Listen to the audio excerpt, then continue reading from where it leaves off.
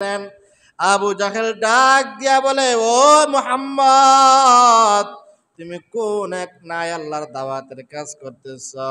মুহাম্মদ রে, তুমি রাত্রে দিনে অনেক মেহনত করতেছ। বলে, হ্যাঁ চাচা, আমি মেহনত করতেছি। বলে, মুহাম্মদ, আমি তোমার ধর্ম গ্রহণ করতে পারবো? বলে, হ্যাঁ, তাহলে তো আবার ধর্ম গ্রহণ করেন। বলে, তোমার ধর্ম যে আমি গ্রহণ করবো, এখানে একটা শর্ত আছে। কি শর্ত? বলে, মুহাম্মদ, ওই যে মরুভূমির প্রান্তরে একটা ঘাস আছে, এই গাছটা যদি তোমার ব্যাপারে সাক্ষী দেয়, তুমি যদি তোমার ব্যাপারে সাক্ষী দেয়, আর যদি বলে যে তুমি সত্য নবী, তাহলে আমি আবু জাহেল তোমার ধর্ম গ্রহণ করব। জোরে বলেন আল্লাহু আকবার। এবার মুহাম্মদ ডাক দিয়ে বলে, চাচা, ও চাচা, এই গাছ কি সেখানেই থাকবে, না সেখান থেকে উঠে এসে আমার সামনে আমাকে নবী বলে সাক্ষ্য দিবে? বলে, তাহলেই তো ভালো হয়েছে, তাহলেই তো ভালো। এবার মুহাম্মদুর রাসূলুল্লাহ সাল্লাল্লাহু আলাইহি সাল্লাতু ওয়াসসালাম ওই গাছকে শাহাদাত আঙ্গুল দিয়া ইশারা করতে দেরি, প্রায় 100 গজ দূর থেকে ওই গাছটা গোড়া সহ মুহাম্মদের কাছে আইসা লা ইলাহা ইল্লাল্লাহ মুহাম্মাদুর রাসূলুল্লাহ বলতে দেরি না। জোরে বলেন সুবহানাল্লাহ।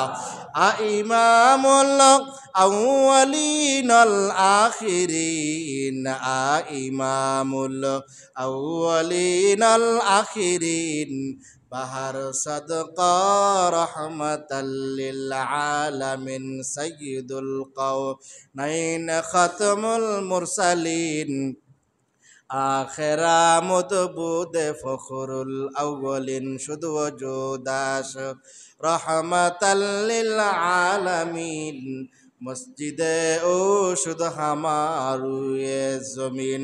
এবার আবু জাহেল ডাক দিয়ে বলে, মুহাম্মদ, আমি তো এতদিন জানতাম তুমি মানুষের উপরে জাদু করো, এখন দেখে তুমি গাছের উপরেও জাদু করছো। জোরে বলেন নাউজুবিল্লাহ। আবার পরের দিন আইসা আবু জাহেল ডাক দিয়া বলে, চাচা, ও বাতিজা মুহাম্মদ, তোমার উপর আমি ঈমান আনতে পারি, তোমার ধর্ম গ্রহণ করতে পারি, তবে একটা শর্ত আছে। বলে, কি শর্ত চাচা বলেন? বলে, ওই যে আখাদের চাঁদ দেখা যায়, তুমি যদি আখাদের চাঁদটাকে দ্বিখণ্ডিত করতে পারো, তাহলে আমি তোমার ধর্ম গ্রহণ করবো। সূরা বলেন আল্লাহু আকবার। পূর্ণিমার চাঁদের সময়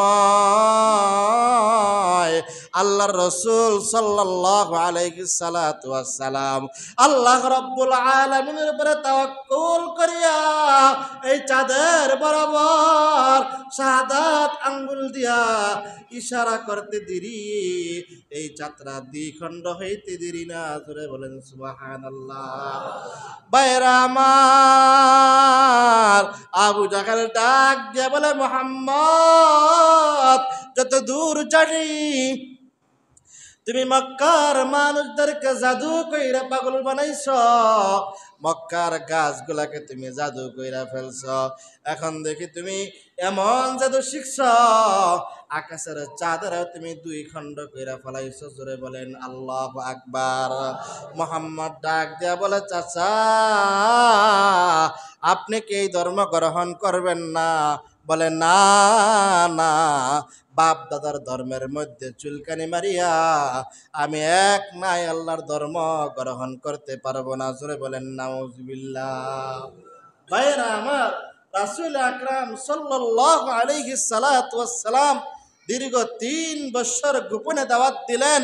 পরবর্তী 2 বছর যখন প্রকাশ্যে দাওয়াতের কাজ চালাইলেন, তখন মক্কার কাফের বেঈমান মুশরিকগুলা আবু জাহেল, উকবা, শাইবা তারা চাচ্ছিল রাসূলুল্লাহ সাল্লাল্লাহু আলাইহি সাল্লাতু ওয়াসসালামের এই প্রকাশ্য দাওয়াতকে বন্ধ করে দেওয়ার জন্য এমন কোন ষড়যন্ত্র নাই, তারা করে নাই। কিন্তু রাসূল আমার দ্বীনের কাজ করবেন, দাওয়াতের কাজ করবেন, এর জন্য সহযোগী হিসাবে কে আছেন জোরে বলেন?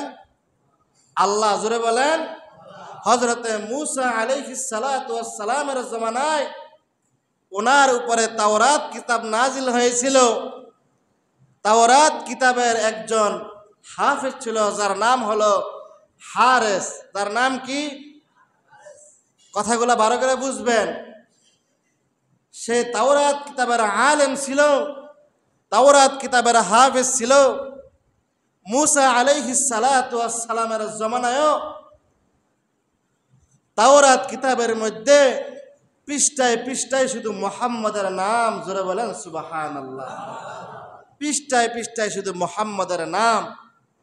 একদিন ওই তাওরাত কিতাবের আলেম হারেস বলতেছে যে বর্তমান জমানার নবী হলো মুহাম্মদ, বর্তমান জমানার নবী হলো মূসা, কিন্তু মূসা আলাইহিস সালাতু ওয়াস সালামের এই কিতাবের মধ্যে মুহাম্মদের নাম থাকবে কেন? জোরে বলেন নাউজুবিল্লাহ।